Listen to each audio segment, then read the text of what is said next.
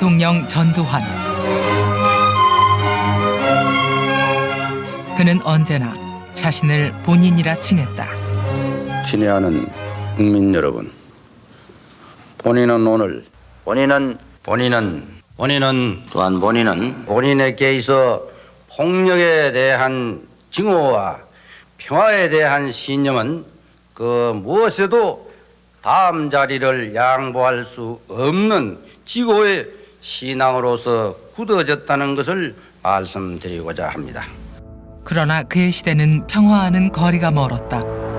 일국의 민족사를 청산하고 새 역사를 향해 떨쳐 일어선 제5공화국이야말로 폭력의 배제,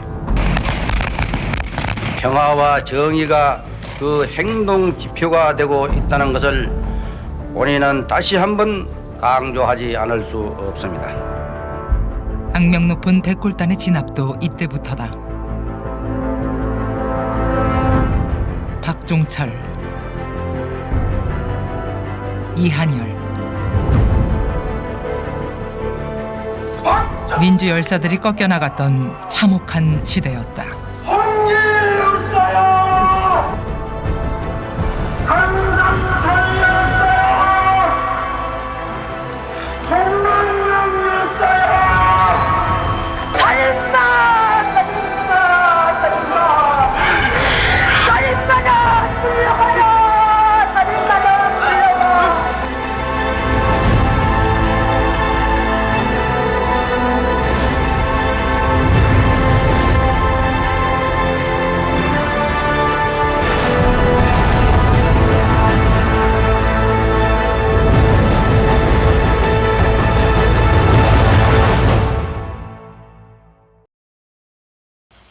전두환 노태우 두 전직 대통령이 오늘 석방됩니다.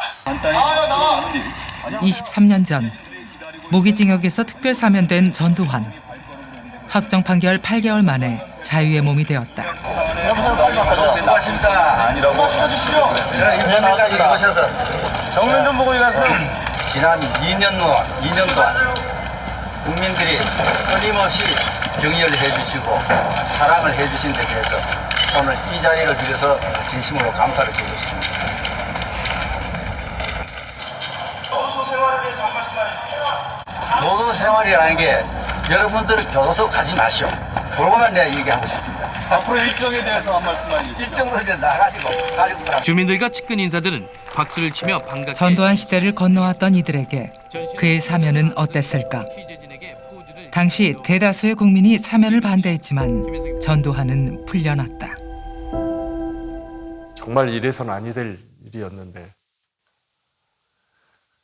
그래요. 사실은 인간이 범할 수 있는 범죄 중에 가장 끔찍한 범죄가 개인에 대해서는 살인이고 국가에 대해서는 내란 아니겠습니까? 이런 사람이 그냥 의기양양하게 자기 집으로 들어가는 게 좀 참담하기 그지없습니다. 가해자는 전혀 반성하지 않고 웃고 있고 오히려 2차 가해를 하는데 그렇게 용서를 이렇게 의미 없이 했기 때문에 지금까지도 계속 이 왜곡과 폄훼의 대상이 되고 아직까지도 이 미안의 역사가 남아있는 게 아닌가.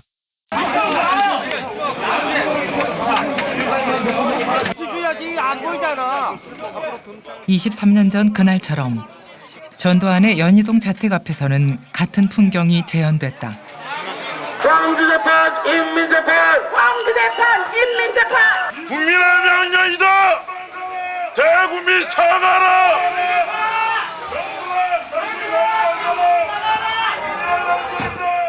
다시 법의 심판을 받기 위해 광주로 향하는 길.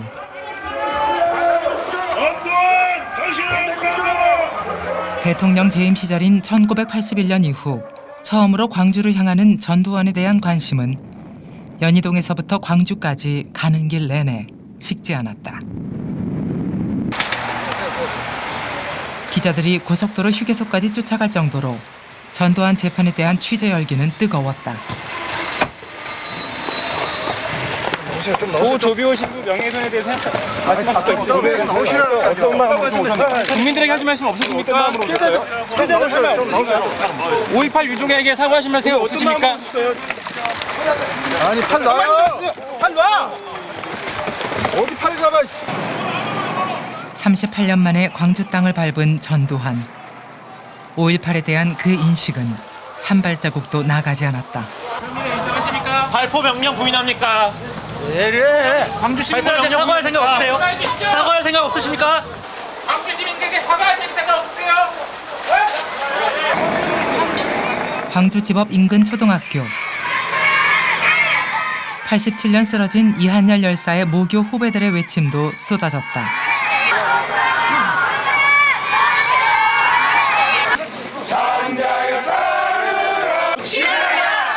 5월 단체와 시민들 역시 격앙된 감정을 숨기지 못했다.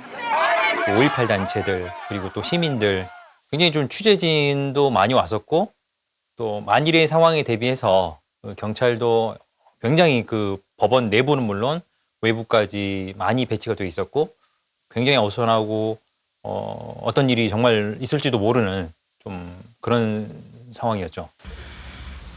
퇴임 후의 일거리라면은 회고록을 한번 써보고 싶다 하는 것입니다. 그래서 오래전부터 이 회고록에 대해서는 계획을 해온 일입니다만은 어느 정도 작품을 내놓을 수 있을지 벌써부터 마음이 많이 쓰입니다. 33년 전부터 염두에 두었다는 회고록. 지난 2017년 회고록에서 전두환은 헬기 사격을 목격했다는 고 조비오 신부를 파렴치한 거짓말쟁이로 표현했다.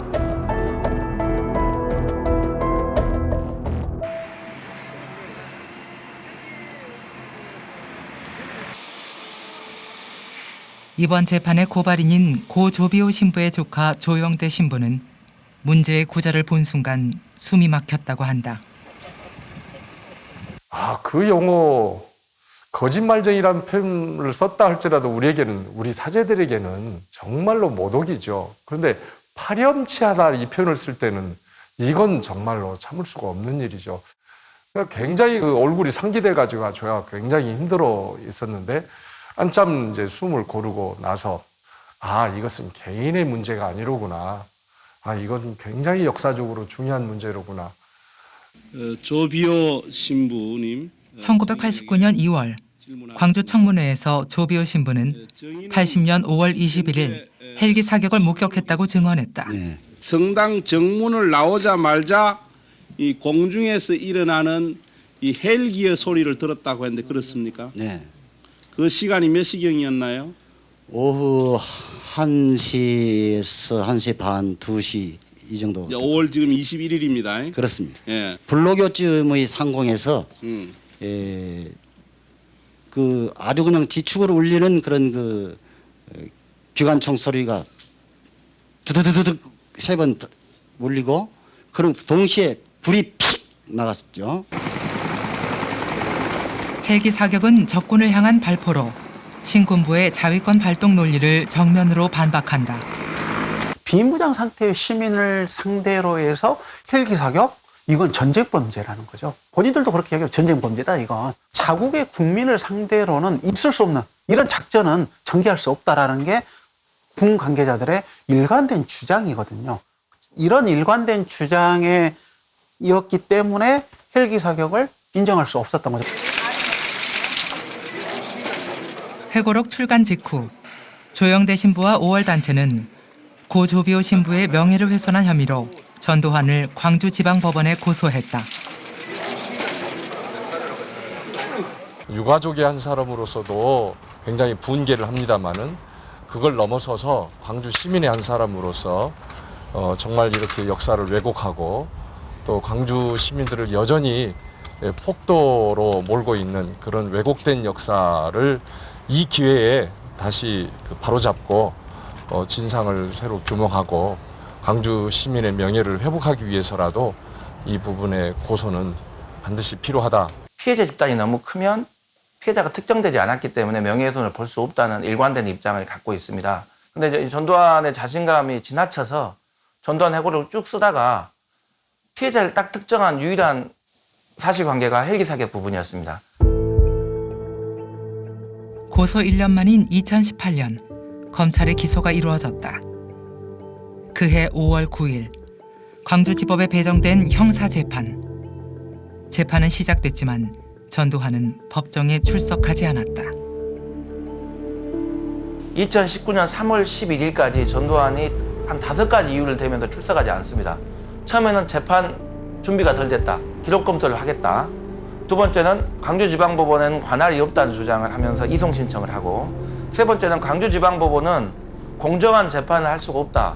또 마지막에 그것까지 다 기각되니까 이제 알츠하이머에 걸렸다는 주장을 또 합니다. 치매 걸렸다고. 그러고 나서 마지막 1월달 재판에는 독감에 걸렸다고 또 오지 않았어요. 독감과 고열 때문에 병원에 누워 계십니다. 그래서 도저히 이 외출이 어려워서 오늘 출석을 하지 못했습니다.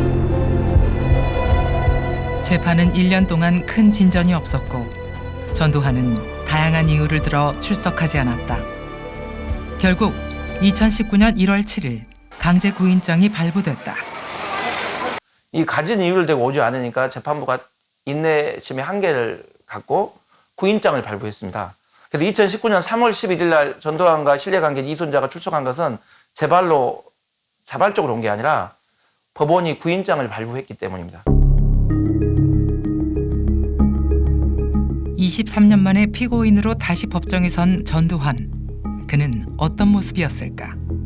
보통 그 불구속 피고인 같은 경우에는 그 방청객들이나 시민들이 이용하는 법정 외부의 문을 이용해서 많이 그 출입을 하는데요. 이 전두환 씨 측 같은 경우에는 아마 경호상, 안전상의 문제로 법원이 좀 배려를 한 것 같은데요. 보통 구속 피고인들이 이용하는, 이 외부인들이 이용할 수 없는 그 통로를 이용해서 법정 내부에 좀 들어왔고, 제 기억으로는 그 재판장이 말하는 것들이 좀 잘 들리지 않아서 그랬는지 이걸 좀 소리를 크게 들려주는 헤드셋을 착용하더라고요. 이날 전두환 측은 명예훼손에 대한 반론을 제기한다. 그리고 다시 그의 불출석은 11차 공판까지 계속됐다. 그리고 그 다음부터 재판을 협조해야 되는데 여러 가지 이유를 또 들면서 재판이 공전됐었고, 그 재판부는 법정형이 높은 재판은 아니니 불출석이 가능하다 하면서 불출석 허가를 냈던 것이고, 그래서 전두환은 결국 이 사건 재판에 딱 3번 나왔습니다. 알츠하이머병으로 법정 출석이 어렵다던 전두환이 모습을 드러낸 곳은 강원도 홍천의 한 골프장이었다.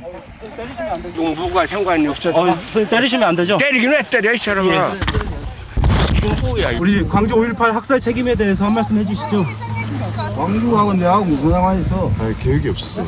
상관이 없으세요? 기억이 없으시다. 기록이 없는데 어떻게 골프를 치고 계세요? 광주 학살 대해서 모른다, 난. 왜 모르세요? 직접 책임 있으시잖아요. 내가 직접 책임이. 발포 명령 내리셨잖아요. 내가 발포 명령 내렸어. 내가 이 사람아, 말씀하세요. 내가 이 사람 발포 명령 내릴 위치에도 있지 않는데 군에서 명령권 검사 명령을 해. 광주는 광주 가서 물어보라. 때리지 마세요. 때리지 마세요. 광주 가서 물어보란 말이야.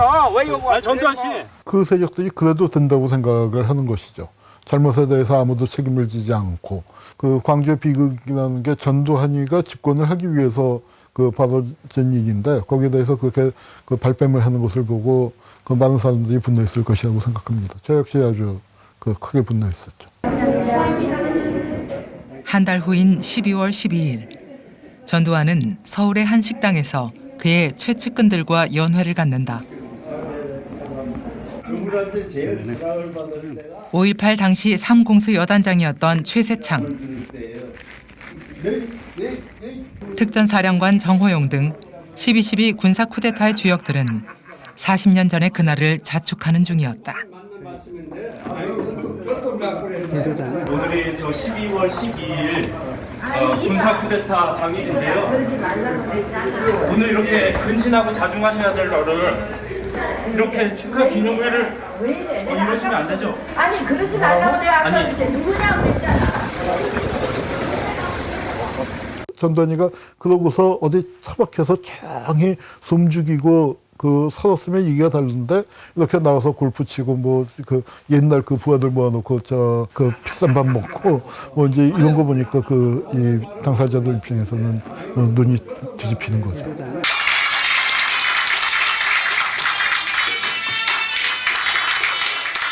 전두환 등 신군부는 대통령의 승인 없이 당시 정승화 육군참모총장 등을 체포하고 군을 장악한다. 권력을 장악한 전두환은 이듬해 9월 대통령에 오른다. 쿠데타 이후에 사실상 국회도 해산하고 국보위였나요?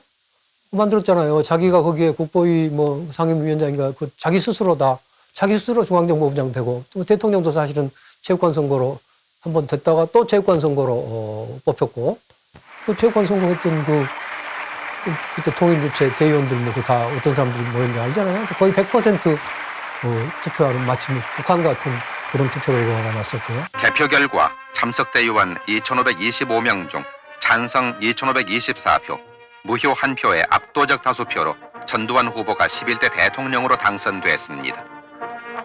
대통령 임기도 사실은 4년 아니었습니까? 그거를 7년으로 자기 마음대로 연장해서 한 번 했지만 사실은 거의 4년 중임제 대통령 비슷하게 긴 기간을 했고 말만 대통령이었지 사실은 과거의 절대 왕정 시대의 제왕 같은 그런 권력을 실제로 누렸습니다.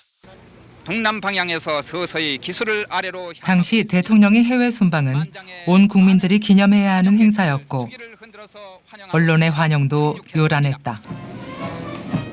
대통령께서는 오랜 가뭄 끝에 이강토에 단비를 내리게 하고 떠나시더니 돌아오시는 오늘은 지루한 장마 끝에 남국의 화사한 햇빛을 안고 귀국하셨습니다. 아마 하느님도 우리를 도우심이 아닌가 생각됩니다. 보색 종이 꽃가루가 날리고 있는 가운데 그의 해외 순방 귀국길에는 카퍼레이드가 이어졌다. 전두환 대통령 내의원이 탄 승용차에 자랑스러운 수많은 시민들이 환영 인파로 동원될 정도로 국가 시스템은 오직 한 사람, 전두환을 위해 움직였다. 넓은 길을 향하고 있습니다. 긴 여정에도 불구하고 조금도 비류의 기색이 없이 건강한 모습으로 답례를 하고 있습니다. 우리의 대통령 수고하셨습니다. 국민 모두 축하를 드립니다. 그러니까 전두환 시절에는 언론도 정권을 찬양하기에 바빴고 재벌은 권력한테 돈 쌓아주기에 바빴고 국가나 민간의 모든 활동을 감시하고 사찰하고 심지어는 사법부나 이런 쪽에도 다 압력 넣고 언론도 재갈 물리고 이런 시대였습니다. 성시 님이시여 결의의 빛이 되고 역사의 소금이 되소서. 작시 김천수, 낭송 고은정. 촌각을 쉬지 않는 님의 그 정력과 열과 성과 그리고 그 용단으로 하여 구군은 날로 선진을 바라고 도약해 갔습니다. 그 자리 물러나므로 이제 님은 결의의 빛이 되고 역사의 소금이 되소서. 님이시여 하늘을 우러러 만수무강하소서. 납부끄러운 찬양은 시민들 가슴에 비수를 꽂았다.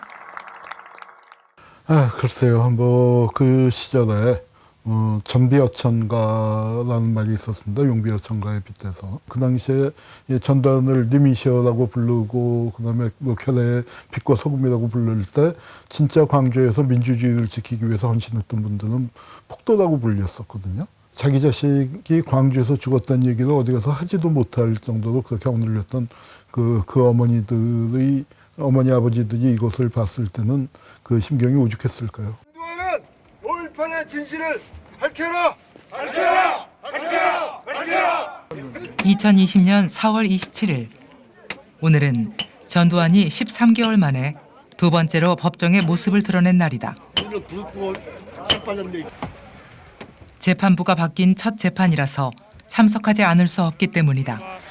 수많은 사람들이 죽었는데 왜 책임지지 않습니까? 왜 책임지지 않습니까? 아니 않으실 겁니까? 그는 이번에도 대답하지 않았다. 애가 타는 이는 5월 어머니들이다. 전두환 들어왔어? 들어왔다고 벌써 왔어? 네. 갔어. 들어갔어. 전두환 들어가 버렸어요? 들어갔어. 오전부터 기다렸지만 예정됐던 시간보다 입장이 빨랐던 탓에 5월 어머니들은 전두환의 출석 순간을 놓치고 말았다. 40년째 반복된 허망함이었다. 자네들하고 싸우면 예, 어머니. 어머니 죄송합니다. 아저씨인데 내가 밀어버렸어. 괜찮아. 괜찮아. 이 위에가 법적입니다, 여러분. 네. 일단 전두환이가 귀에 들리도록 한번 좀 써봅시다. 전두환은 5.18의 진실을 밝혀라! 밝혀라! 밝혀라! 밝혀라! 학살 책임 인정하고 사죄하라! 사죄하라! 사죄하라! 사죄하라! 전두환은 5.18... 지난 40년간 계속해온 외침. 그러나 5월 어머니들의 절박한 외침은 법정에 닿지 못했다. 법정에 도착해서 가장 먼저 하는 절차가 이 재판장이 피고인의 이름을 불러주고 직업이 무엇인지 묻고 자리에 앉게 되는데, 자리에 앉자마자 한 5분 남짓 정도 지나면 이 고개가 이렇게 아래로 무너진다고 그렇죠. 이런 모습이 계속 반복됐던 거죠. 졸더라고요. 그래서 무슨 정신이고 얼마나 양심이 무디면 저럴 수가 있을까. 백날리기들 떠들어 마라. 결국 나를 처벌할 수 없다는 그런 자신감의 표현일 수도 있겠지요. 전두환은 3번의 출석 모두 잠을 잤다. 사면을 해줘버리고 그냥 아무 일 없었던 것처럼 집에 돌아와서 지금 마치 개선 장군처럼 살고 있으니까, 그것이 결국 지금까지 최근 우리 국민들을 분노케 했던 광주에서의 재판의 모습 같은 것까지 연결되어 있는 거 아닙니까? 너를 장례치르지 못해서 내 삶이 장례식이 되었다. 그런 표현이 있었죠. 그자를 처벌하지 못해서 내 삶이 다시 장례식이 되고 있는 그런 기분입니다. 예정 시간보다 1, 2분 정도 빠른 오늘 오전 9시 28분쯤 이곳 의사당 현관 앞에 도착했습니다. 5공화국 청산을 위한 국회 특위에 전두환이 출석했다. 국가 차원에서는 처음으로 그에게 80년 5월 광주의 진실을 묻는 역사적인 순간이었다. 전두환 전 대통령에 대하여 오늘 광주 특위 연석회의 증인으로 증언을 청취하게 된 것이 옳시다. 5월 22일 자위권 발동도 가능하다는 계엄사령부의 작전 지침이 지휘 계통을 지금 얘기하시는 것이 몇 번이에요? 정해. 알고 있습니다. 지금 얘기하는 것이 몇 번에 대한 대답이에요? 이거 도대체 알 수가 없어요. 지휘관의 사태 판단에 정해. 위원장이 묻는 말에 대답하세요. 이렇게 해놓으면 이것은 막연한 것밖에 돼서 안 되겠어요. 자위권의 발동은 의원들의 격렬한 항의에도 그는 아랑곳하지 않았다. 일단 정회하겠습니다. 양민학사는 그 자위권 발동이야. 양민학사는 무슨 자위권 발동이야. 아는 게 하나도 없어. 이게 격대결량이야. 5.18 발포 책임을 부정하며 전두환은 국회를 퇴장했다. 보통 사람의 시대로 새로 출발합시다.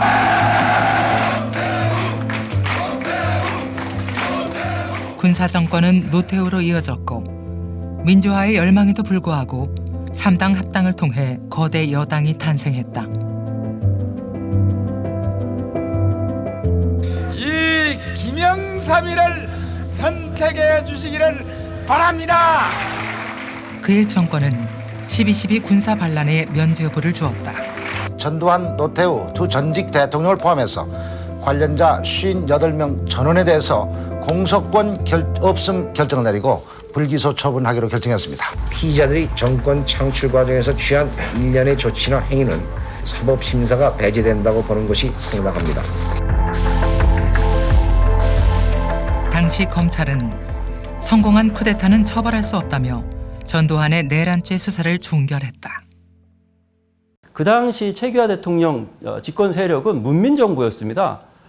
우리가 군사 쿠데타에서 수립한 불법 국가가 아니었기 때문에 이러한 헌정 질서를 파괴하고 쿠데타를 일으킨 거기 때문에 이것은 중대한 내란 범죄 행위입니다. 위화도 회군에서 성공했는데 이성길 잡아다 쿠데타라고 처벌할 수는 없지 않느냐. 이제 이런 식으로 얼렁뚱땅 넘어가려고 하고 김영삼도 그렇게 해서 넘어가려고 했는데 노태우 비자금이 터진 겁니다.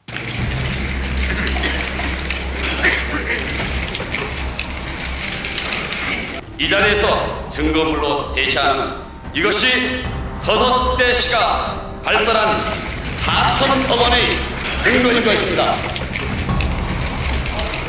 노태우 비자금 사건은 전두환의 비자금 사건으로 이어졌고 민심은 들끓었다. 김영삼 정부의 카드는 과거 청산과 역사 바로 세우기. 비자금 재판은 5.18 진상규명의 불씨가 되었다. 노태우 비자금 폭로라는 것이 기폭제가 돼서 국민적 여론이 굉장히 비등하고 불과 얼마 안 됐는데 성공한 쿠데타는 처벌할 수 없다 하고 했는데 그것이 뒤집힌 거죠.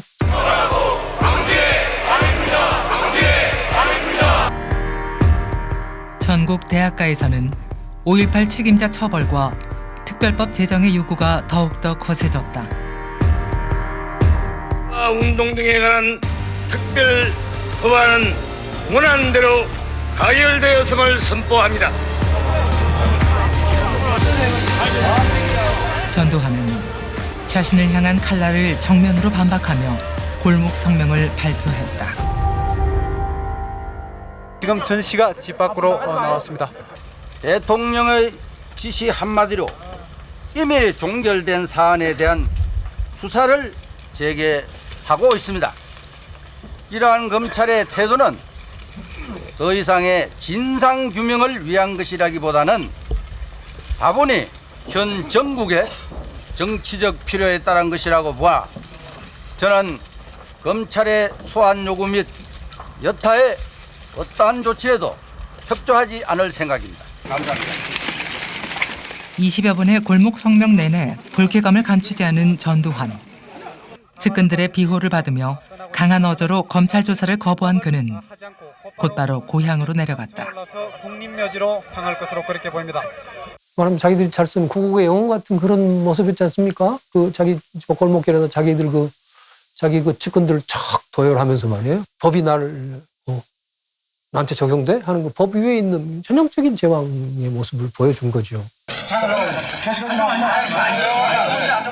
같은 날 오후 12.12 및 5.18 사건 특별수사본부는 전두환에 대한 사전 구속영장을 청구한다. 기록은 여기다 다 써주세요. 조금 이따 전화해 주시라니까 그러네요. 앉으세요. 검찰이 제기한 전두환의 혐의 내용은 반란, 수괴죄 등 총 6가지에 달했다. 오늘 그러니까 6시 한 15분경에 구속영장을 법원에 청구하였습니다. 가서 집행합니까? 아니면 불러서 집행합니까? 이 구체적인 집행 계획이 어떤 게 있을까요? 글쎄 검찰에 일체 협조하지 않는다는 취지니까 검거하는 것도 검거요. 불러서 잘 오겠습니까? 다음 날 새벽 검찰은 그의 고향 합천에서 전두환을 체포한다. 스스로 수사를 종결시킨 검찰이 불과 5달 만에 다시 전두환을 잡아들인 것이다.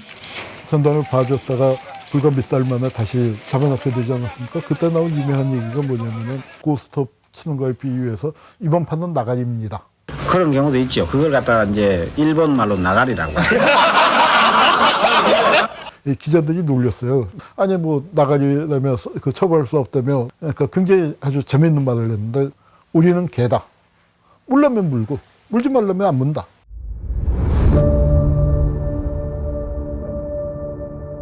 (12.12) 군사 반란과 5.18을 거치며 완성된 전두환 시대.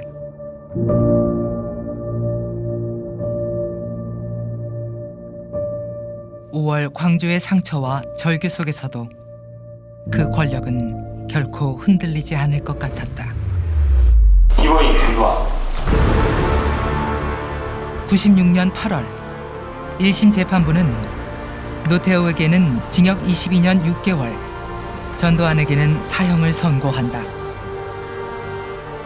내란과 내란 목적 살인죄, 사실상 5.18 책임자에 대한 단죄였다.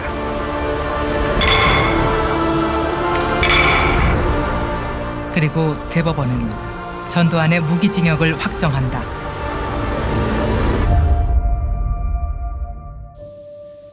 사실 그게 1995년의 상황이었습니다.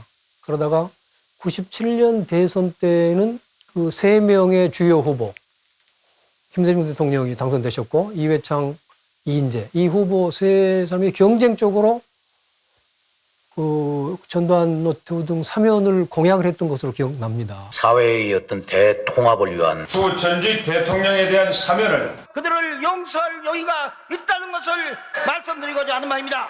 이게 완전히 대선 전략이었단 말이에요. 그게 어쨌든 국민들한테 표가 되리라고 생각하고 경쟁적으로 사면을 공약한 바람에 결국은 그것이 사면으로 이루어진 것 아니겠습니까?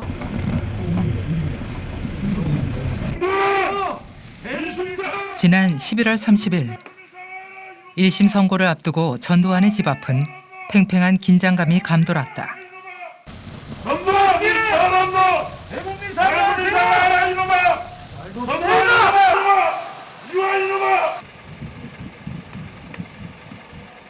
피고인임에도 불구하고 판결에 대한 부담은 없어 보이는 전두환. 전두환 측은 여전히 당시 헬기 사격이 없었다고 주장한다. 무죄라는 취지로 주장을 해오셨는데 그동안 입증이 좀 잘 됐다고 생각하십니까? 네, 그동안 재판을 계속 방청하신 분들은 적어도 마음속으로는 어느 정도 어떤 내심의 결론에 이르렀다고 생각을 하고 있습니다. 헬기 사격으로 희생을 당했다고 주장하시는 분에 대해서 검사는 어떤 증거도 제시한 바가 없습니다. 매우 자신감에 좀 넘쳐 있었죠. 헬기 사격이 정말 없었다고 강하게 믿는 것처럼 보였고 또 재판이 상당 부분 진행됐을 때도 애초에 계획했던 그 논리대로 재판이 좀 진행됐다라고 생각하는 그런 분위기였죠. 전두환 재판의 1심 결과는 유죄, 징역 8개월, 집행유예 2년이 선고됐다. 굉장히 좀 상기돼 있었던 걸로 기억을 하거든요. 굉장히 좀 당혹스러워했고 굉장히 좀 놀라는 그런 분위기였던 것 같습니다. 가장 객관적이고 가장 공정하다고 평가되는 법원의 판결을 통해서 처음으로 헬기 사격이 역사적 사실로서 존재했다. 1980년 5월 21일의 헬기 사격이든 1980년 5월 27일의 헬기 사격이든 법원이 적법하게 증거조사한 어떤 증거조사 결과에 의해서 명확하게 인정이 되었다는 점에서 큰 의미가 있다고 생각하고 있습니다.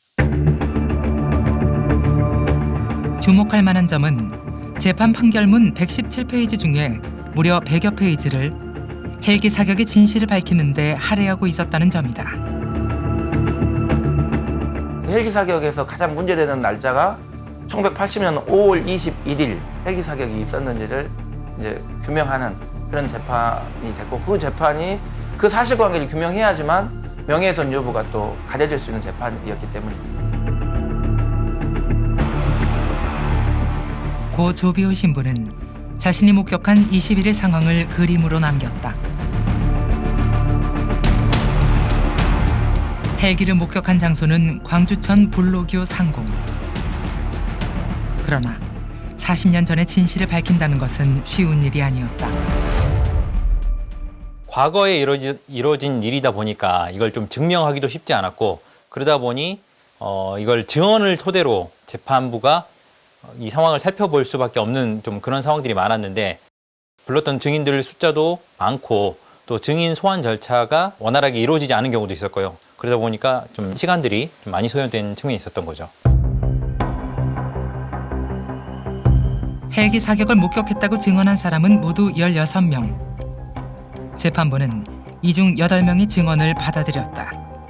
정수만 씨도 그중 한 명이다. 정수만 씨가 21일 헬기 사격을 목격했다는 도청 인근. 불로교에서 1.5km 정도 떨어진 곳이다.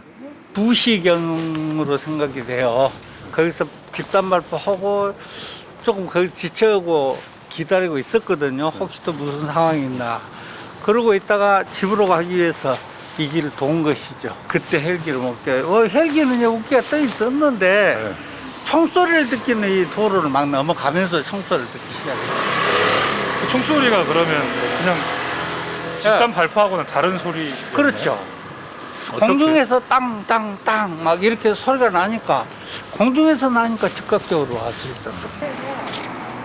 그날 정수만 씨가 목격한 것은 헬기 사격만이 아니었다.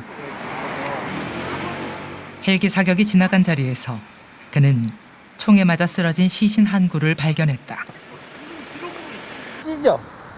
이 지점에서 사람이 죽어 있더라고요. 머리에 총을 맞아가지고. 그래가지고 죽으니까 이걸 다리를 잡아당겨가지고 쭉 여기까지 끄집어 당겼어요. 근데 여기서 군인들이 쐈다라고 하면 여러 사람의 그 총상 부상자가 있었을 텐데 없어요. 이 지점에는 딱 이 사람 한 사람밖에 없어요. 그럼 그때 헬기는 어디 있었어요? 헬기는 바로 여기가 있었어요. 여기 지점인데.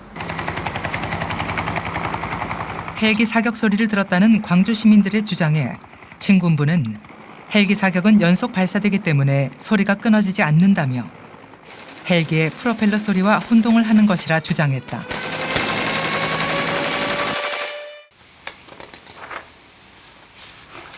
그러나 지난 2017년 국방부 산하 5.18 특별조사위원회에 참여한 김희송 교수의 조사 내용은 달랐다.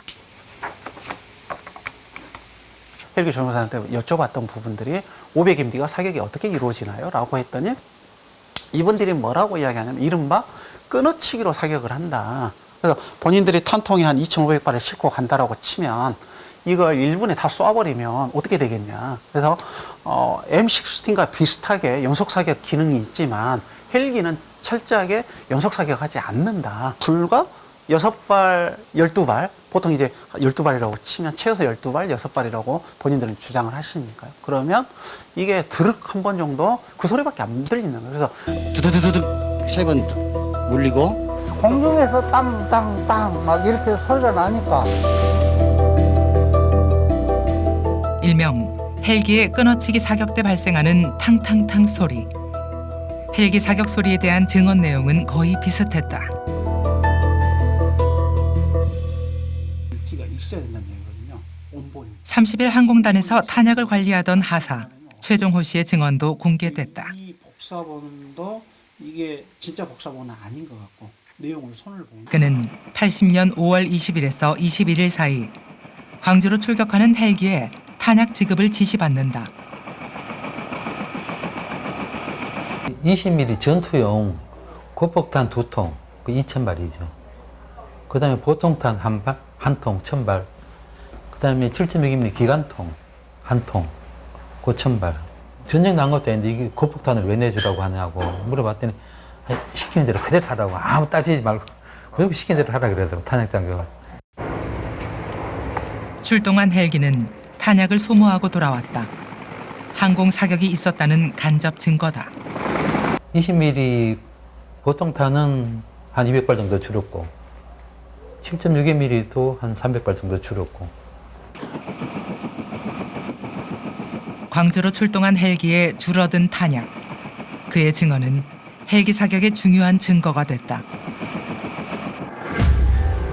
헬기 사격을 뒷받침하는 군 문서도 나왔다.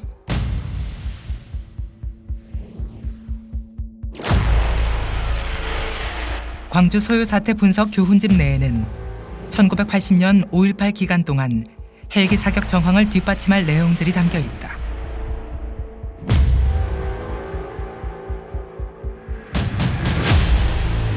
이 재판 과정에서 기존에 있는 군 기록은 되게 조작되어 있거나 은폐되어 있거나 그래서 군 정식 개통의 문서에는 드러나지 않았지만 오히려 왜곡하기 위해서 만들었던 5.11위원회에서 연구 검토한 그 기초 자료들에 의하면 5월 21일에도 광주 시내 상공에 헬기가 무장일가 있었다는 움직일 수 없는 증거들이 이 재판 과정에서 다 드러났거든요.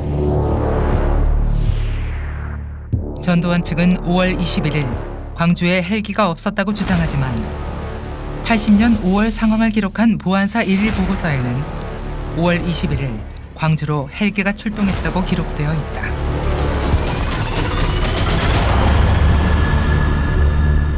전두환의 당시 지휘가 육군 보안사령관 겸 중앙정보부장 설입니다. 완전히 모든 정보를 다 손에 쥐고 있는 실권자인데 그 집권 한 7년 동안 모든 정보에 근접할 수 있는 자가 과연 모르고 쓸 수 있나? 그래서 재판부도 최소한 전두환이가 알고 썼다라고 고의까지 다 인정한 것으로 생각하고 있습니다.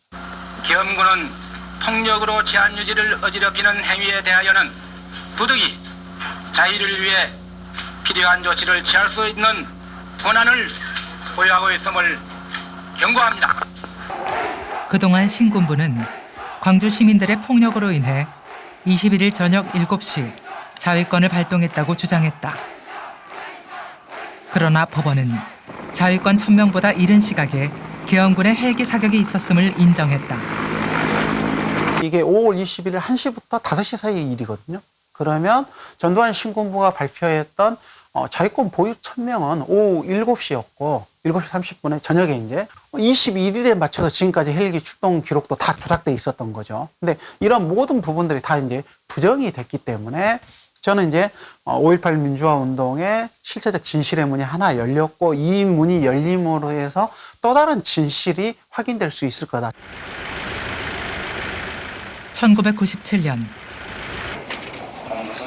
5.18과 관련한 내란 목적 살인죄로 역사의 심판대에 선 전두환. 이미 1심에서는 사형을 선고받았던 그였다.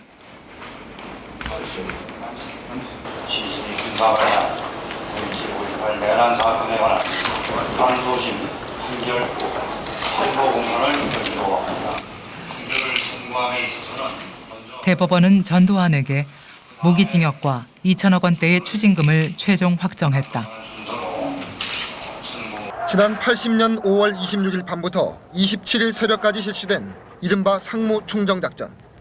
전남 도청 등을 장악한 무장 시위대를 제압하기 위해서는 시위대에 대한 발포가 불가피하다는 점을 알면서도 전두환 피고인 등이 작전을 강행한 것은 살상 행위를 지시한 행위라는 것이 사법부의 최종 판단이었습니다. 97년 대법원 판결에 따르면 그 당시 내란 목적 살인죄로 기소된 부분에 대해서 우리가 이제 일사부재리 원칙이라고 있는데요. 한번 유죄 선고받은 거에 대해서는 또 다른 사실관계가 밝혀지더라도 재차 처벌할 수 없다라는 것인데요. 내란 목적 살인으로 유죄가 인정된 것은 이제 많은 분들이 좀 약간 착각하고 계신데 대법원 유죄 판결 부분은 1980년 5월 27일 도청 재진입작전, 이른바 상부 충정 작전에 의해서 희생된 17명, 18명 그 사망에 대해서만 인정됐습니다.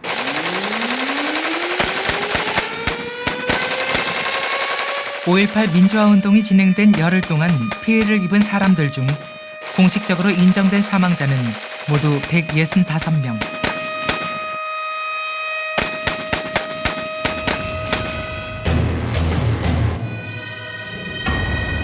그러나 97년 재판으로 법적 판단이 끝난 피해자는 모두 44명. 전두환은 아직 남은 121명의 희생자에 대한 재판은 받지 않았다.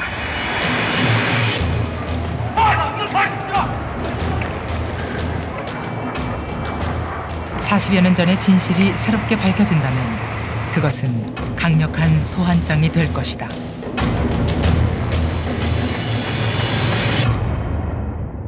그 당시 공소장에 기재된 범죄 내란 목적 살인죄의 피해자는 44명입니다. 44명 이외에 또 다른 피해자가 5.18 진상조사위원회에서 조사 결과 밝혀진다면 그리고 그 명령 체계상 피고인 전두환이 적극적으로 지시했거나 아니면 소극적으로 묵인해서 공동정범이 된다든지 아니면 방조했다든지 여러 형태로서 공범의 형태로서 인정이 된다면 다시 법정에 세울 수 있는 적극적 해석은 가능하지 않을까.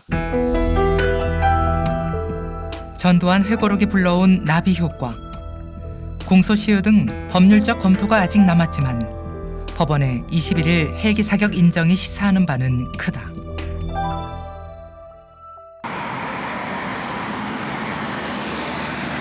전두환 1심 선고로부터 9일 후인 지난 12월 9일.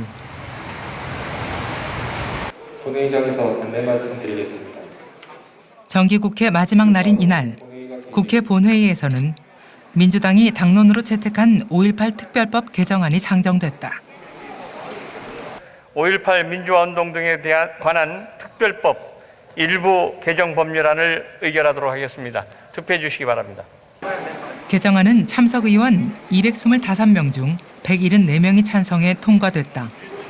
기존에 있었던 5.18 민주화운동 등에 관한 특별법 내에 역사 왜곡을 했을 때 처벌할 수 있는 내용을 추가함으로써 법률을 만들었고요. 허위 사실을 유포했을 경우에는 5년 이하의 징역 그리고 5천만 원 이하의 벌금에 처할 수 있게끔 새롭게 규정을 했습니다.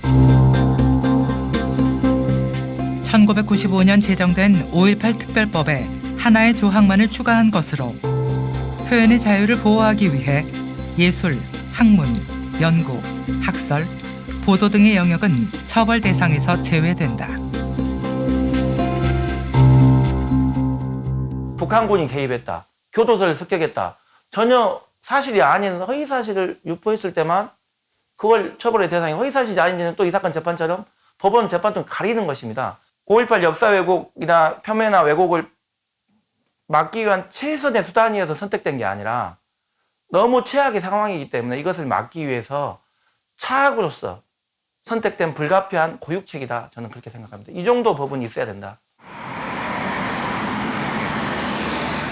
전일빌딩은 지난 2017년 국가가 조사해 사실로 인정한 5.18 헬기 사격의 증거다. 그리고 이번 재판으로 재확인된 헬기 사격은 신군부의 발포가 자위권 발동이 아닌 무고한 시민에 대한 학살이라는 무거운 증거다. 많은 사람들이 얘기하는 게 언제까지 과거 파먹고 살 거냐, 좀 지긋지긋하다, 과거에서 벗어나자라고 얘기하는데 진짜로 과거로부터 벗어나고 싶은 사람들은 피해 당사자예요. 그 피해 당사자들이 그 과거에서 벗어날 수 있는 거는 가해자들의 진심 어린 사과입니다. 그런데 사과를 하지 않는 가해자들을 어떻게 해야 합니까? 반성하지 않는 가해자들, 죗값을 치르지 않은 가해자들에게 적어도 공동체 차원에서 어떤 도덕적, 정치적인 또 역사적인 단죄는 반드시 필요하다고 생각합니다. 법정에 세우고 진상 규명을 해내고 그렇게 해서 정말로 역사와 국민 앞에 그가 얼마나 큰 만행을 저질렀는지 온 국민들이 제대로 알게끔 하는 일이 우리에게 남아있는 굉장히 중요한 과제이죠.